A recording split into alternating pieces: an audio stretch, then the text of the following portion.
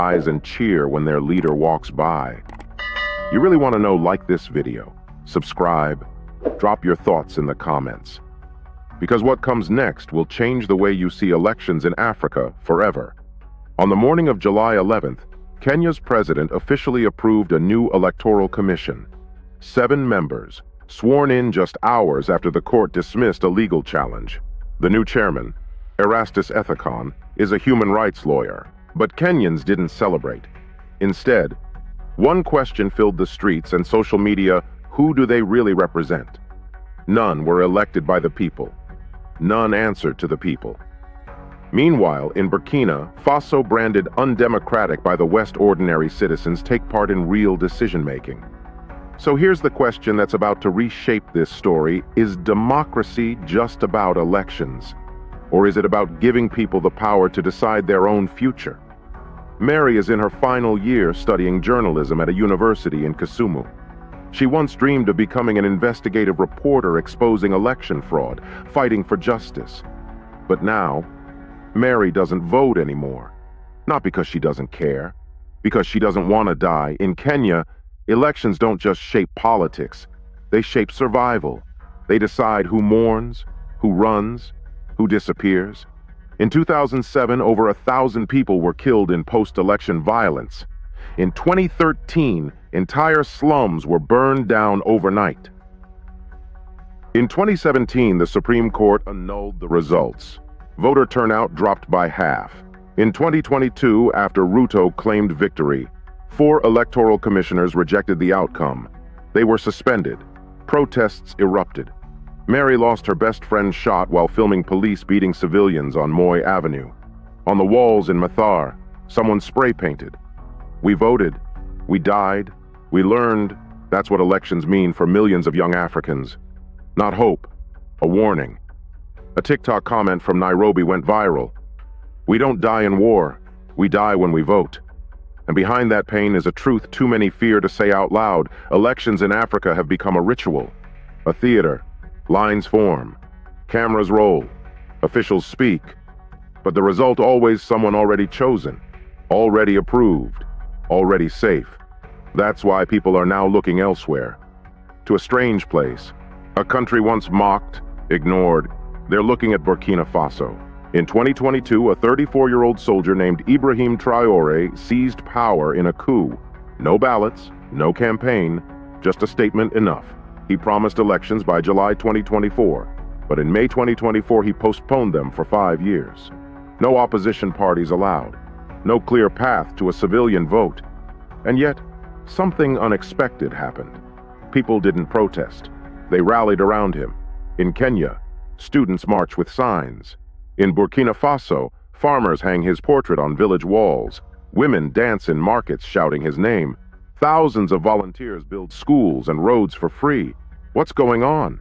How does a military leader with no election win the hearts of his people, while elected presidents lose them? Because in Kenya, you vote then starve. You vote then run from police. You vote and your president signs another IMF loan. But in Burkina Faso, the gold mines were reclaimed. Foreign corporations were kicked out. Electricity reached rural towns. Teachers got a 10-fold raise. People saw change, felt it, lived it. In Kenya, elections give you speeches. In Burkina Faso, they gave people water, justice, and dignity. One Ghanaian comment summed it up: Traoré isn't democratic, but he hasn't betrayed his people. Even those who criticize him admit he didn't steal, he didn't flee, he didn't sell the country's soul. And maybe that's all people want, not perfection, just someone real. Traoré once said no country has developed under democracy, and maybe for Africa that rings true.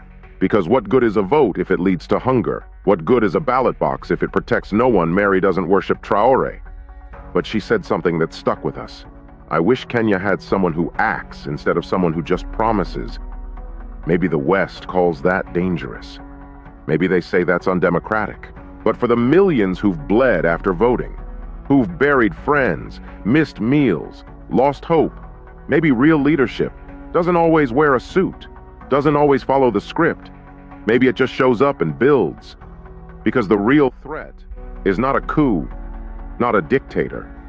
It's a generation that's no longer afraid to compare, a generation that has tasted both democracy and deception, that remembers the slogans, but sees the suffering. Young people in Kenya are not lazy, they are not violent, they are not asking for chaos, they are asking for truth. And when they look around, they don't see it in ballot boxes. They see it in communities where people feel safe, in leaders who sleep where soldiers sleep, in decisions made by the people, not for them. That's why the name Traoré keeps showing up. In comments, in memes, in whispers. He's not a messiah, he's not perfect, but he broke the script. And to a generation that's been lied to by every president in a suit that matters, in Burkina Faso, there are no flashy campaigns, no promises written by PR teams. There's just work, progress. And the feeling may be for the first time that power has a face and hands and feet, that it walks beside the people, not above them. So Mary asks again, why should I vote if nothing ever changes? And that's a question every African country must now answer, not with another commission, not with another televised oath, but with results. Some say democracy is the highest form of civilization, that if we can vote, we can grow. If we can elect leaders, we can build nations. But that belief is fading fast across Africa. In Kenya, President William Ruto was elected through a ballot, yet just months later he suspended 4 electoral commissioners because they questioned his win. The courts defended him, but the people didn't. Ruto is a product of democracy, but he's also a symbol of deep disappointment. Under his watch, taxes soared, IMF loans stacked, police cracked down on protests, media got quieter, young people got angrier. All this under the banner of legitimate power. But legitimate to who? For the struggling mother in Kisumu, the unemployed graduate in Eldoret, the teenager tear-gassed in the street in Africa, democracy has become something else. It's not power for the people, it's a performance. There's a parliament, there's a court, there's free media, there's opposition. But behind the curtains, it's the same names, the same deals, the same betrayal. Meanwhile, in Burkina Faso, there's no presidential election, no party rivalry, no polished speeches, yet somehow there's more trust. Ibrahim Traoré came to power through a military coup.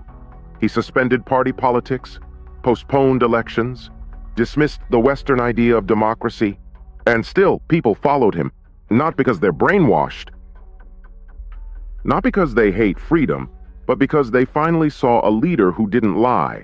Traoré didn't fly to France to beg for loans. He didn't host flashy press conferences. He just got to work.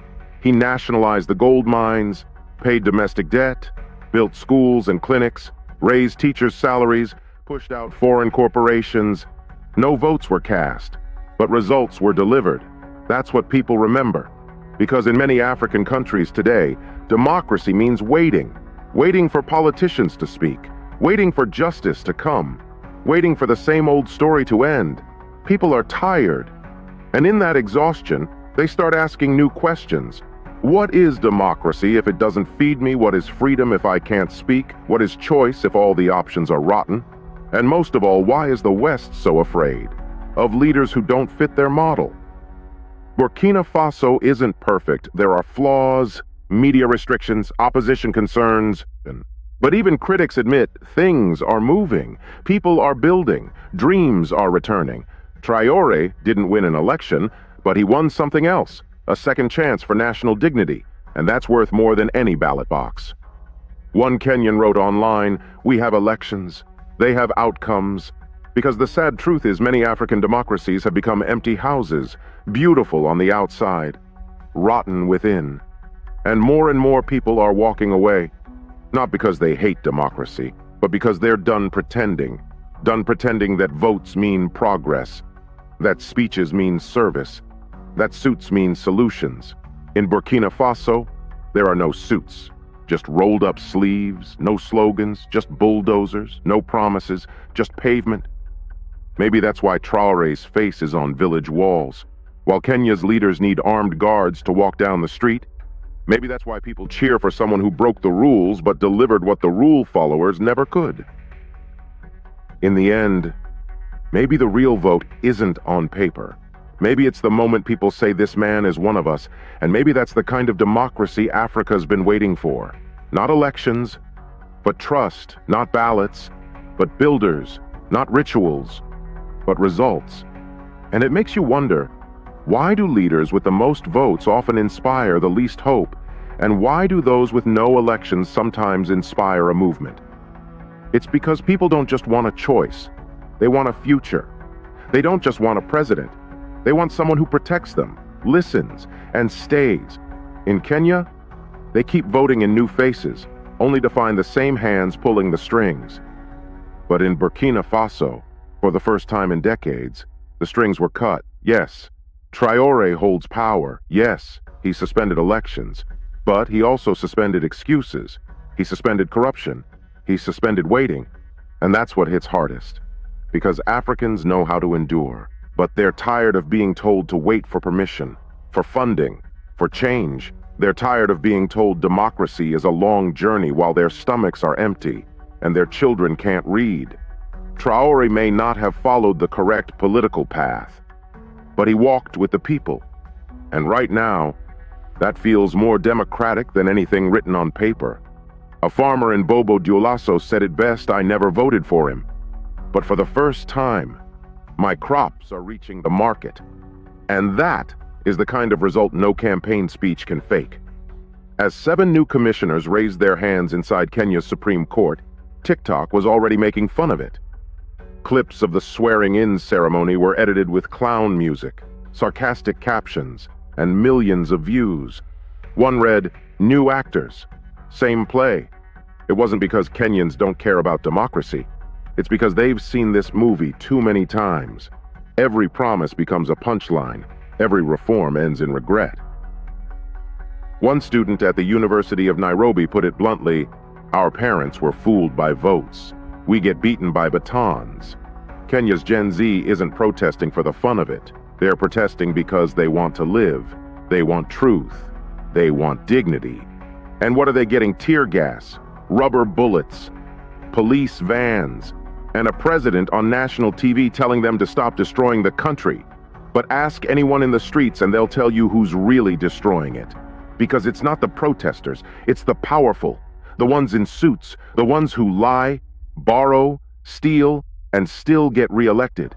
And in the middle of this anger, one name keeps coming up again and again: Ibrahim Traoré. Not because he's perfect, not because he's democratic, but because he doesn't pretend. While Kenya is borrowing more from the IMF, Burkina Faso is paying off its national debt without foreign aid. While Kenya is cutting fuel subsidies, Burkina Faso is opening state reserves to protect rural families.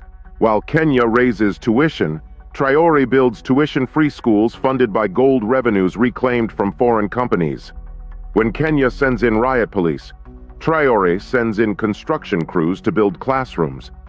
When Kenya hosts national dialogue for politicians, Traoré hosts local forums with villagers, youth, and elders. The difference isn't the system, it's the honesty. People don't need their leaders to speak English on CNN. They need someone who looks them in the eye and says, "I see you. I won't sell you." That's what Traoré says. And even without an election, people believe him because his words turn into roads, water, jobs, and justice. In Kenya, politics is a private club. The rich switch seats. The poor get silence. But in Burkina Faso, something rare happened. Someone flipped the table. He's not polished. He's not perfect. But he's not fake. And sometimes, that's more than enough. One TikTok live stream from Nairobi said, "They don't have to kill you. They just have to make you quiet." But silence is no longer working.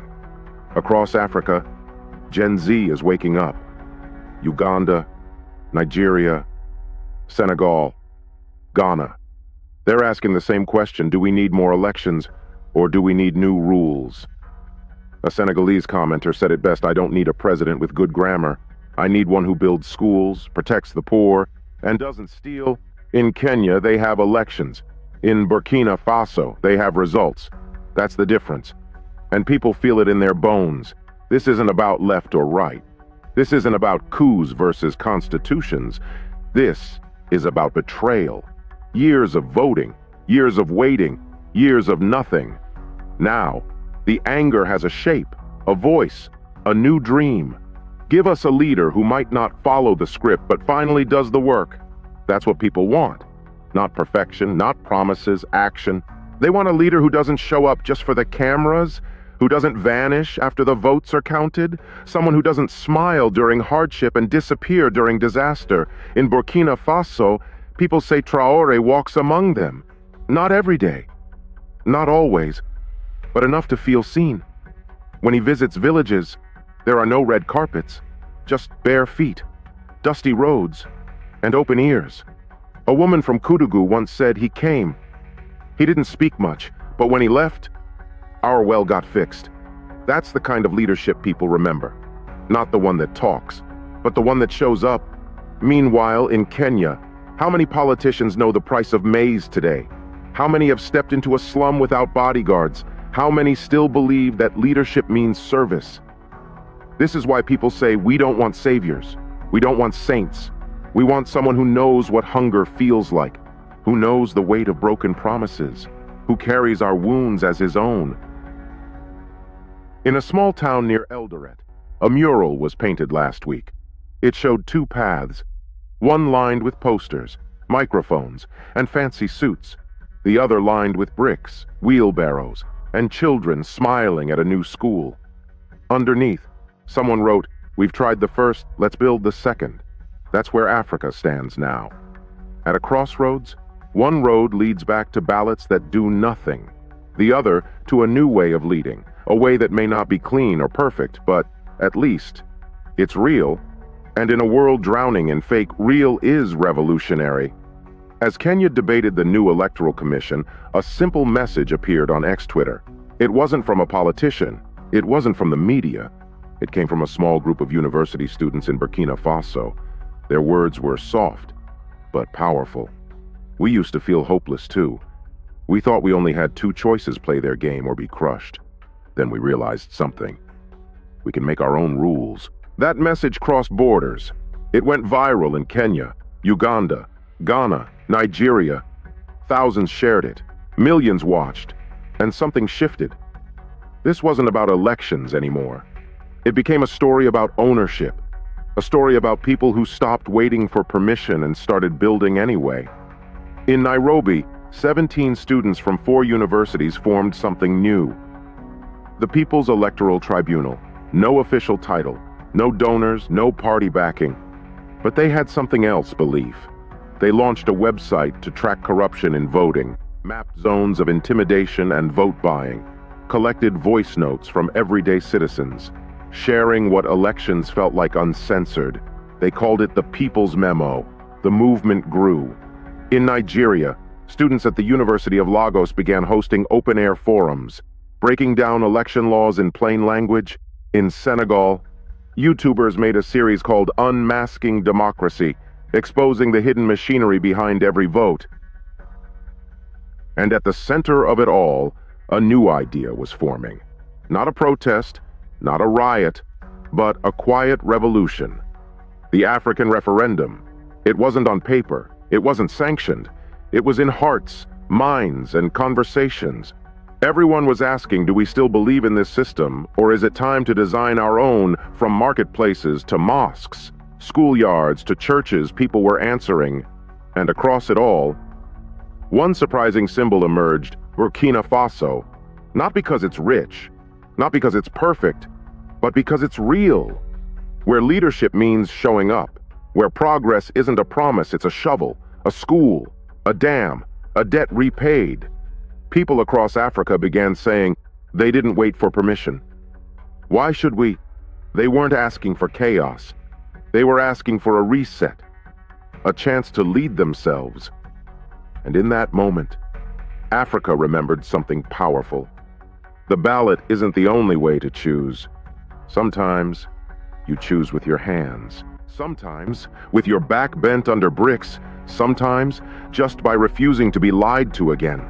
So the real referendum wasn't at the polls. It was happening right now, in the streets, In the silence, in the rising hunger for a different kind of future, one where power comes from the people, not paperwork, one where leaders aren't selected, they're earned, one where trust matters more than titles. And the question remains, are we ready to stop begging for seats and start building our own table? It's not about rejecting elections forever. It's about rethinking who they're really for. Because if the people are just extras in someone else's show, then maybe it's time to cancel the play altogether. In Burkina Faso, no one waited for a donor meeting to dig canals. They grabbed shovels and did it. No one waited for foreign aid to pay teachers. They used the gold under their feet.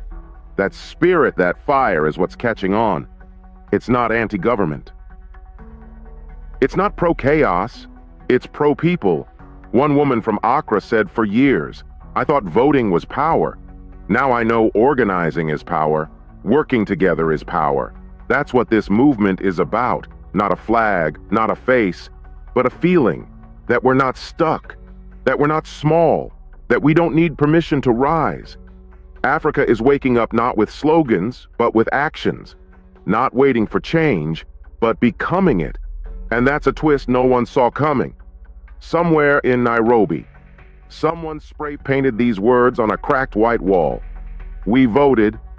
We died. We learned. Meanwhile, in a dusty village in Burkina Faso, a 12-year-old boy stood outside his new school, raised his fist and shouted, "Long live the people." 2 places, 2 stories, 1 continent. Africa doesn't need more speeches. It needs leaders who stay when the cameras turn off. Leaders who build even when no one is watching. Leaders who walk with the poor, eat with soldiers, and speak less but mean more. If you've ever felt invisible, if you've ever lost hope in this thing called democracy, then this story is for you. Like this video. Share it with your brothers and sisters. Subscribe now, because we're not just telling stories. We're building a future together. And now, we want to hear from you. Does a vote still matter if it never brings justice? Drop one word in the comments: enough.